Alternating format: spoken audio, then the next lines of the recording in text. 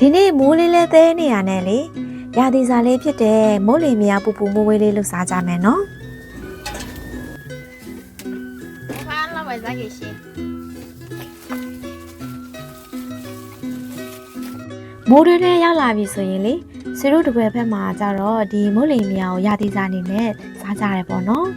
အနက်လေးမွေးပြီးတော့အရန်စားလို့ကောင်းတဲ့မိုးလေမြာဘယ်လိုလုပ်လဲဆိုတာဆွေနဲ့တူတူလည်းကြည့်လိုက်အောင်နော်ဆန်တော့လေဆွေရညကလေးကရေဆေးပြီးတော့ရေစိမ်ထားတာပေါ့နော်ဆန်တပီရဲ့ကောင်းကြီးကတော့နှုတ်စီဘူးနဲ့တဝက်စာထည့်ထားပါရဲ့ရှင်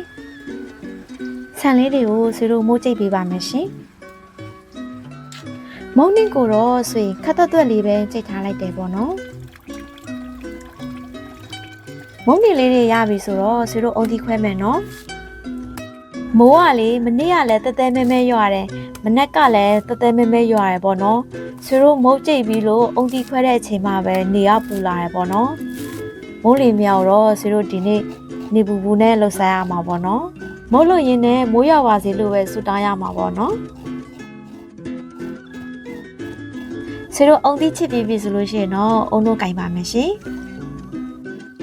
မုံလီမယားမှာအဓိကအသက်ကဒီအုံတို့ပဲပေါ့နော်အုံတို့များများလေးနဲ့ဆစ်ဆစ်လေးနဲ့ဆိုလို့ရှိရင်လေမုံလီမယားတော်တော်လေးစားလို့ကောင်းတာ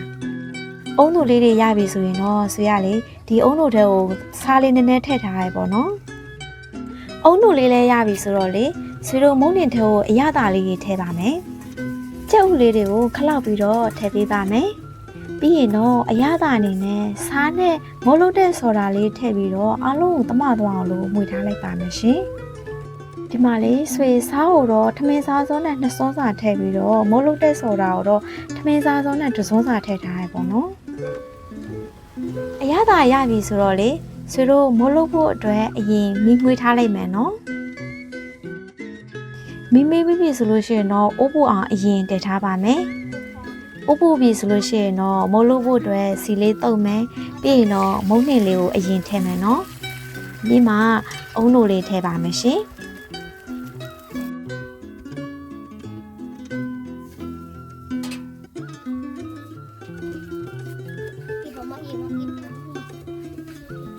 အဖိုးလေးဖွင့်ကြည့်လိုက်တာအနက်လေးပွေးပြီးတော့အုံးစီလေးတွေတက်လာပြီဆိုရင်မိုးလေးကကြက်ပြီပေါ့နော်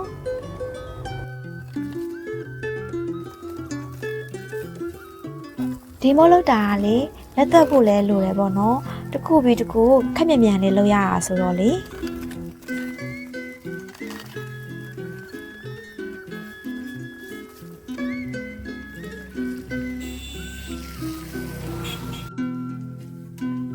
ဖားလာဝယ်စားရရှင်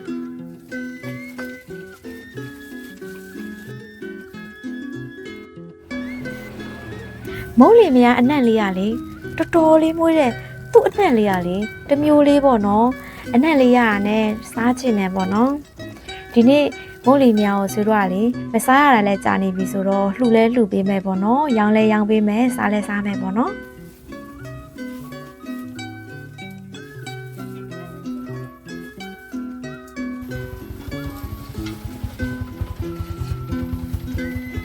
ဖားยังไม่รวยมาฟาแล้วมารวยจ้ะฟาแล้วมารวย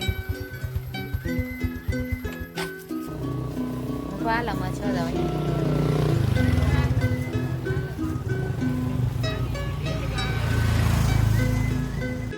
မုံလီမယားကလေပူပူလေးစားမှပူစားကောင်းတာပေါ့နော်ဆွေစားမဲ့မုံလေးကိုတော့ကြက်ဥလေးထပ်ထည့်ပြီးတော့တီးတန့်လုပ်ထားပါရဲ့ရှင်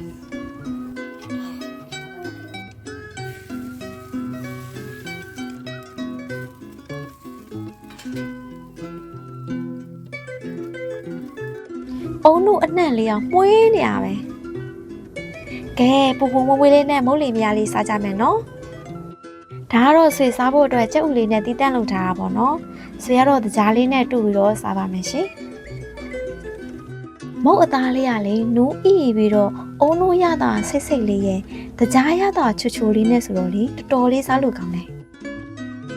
ကြက်ဥနဲ့မကြိုက်တဲ့သူကလေဒီလိုဖြူဖြူလေးနဲ့ပူပူလေးစားရင်လည်းရမ်းစားလို့ကောင်းတယ်ပေါ့နော်အနက်လေးမွေးပြီးတော့အရသာဆိတ်ဆိတ်လေးနဲ့အရန်စားလို့ကောင်းတဲ့မုတ်လီမယားလုပ်နီလေးကိုအဆုံးထိကြည့်ပြီးလို့အားလုံးကျေးဇူးတင်ပါတယ်ရှင်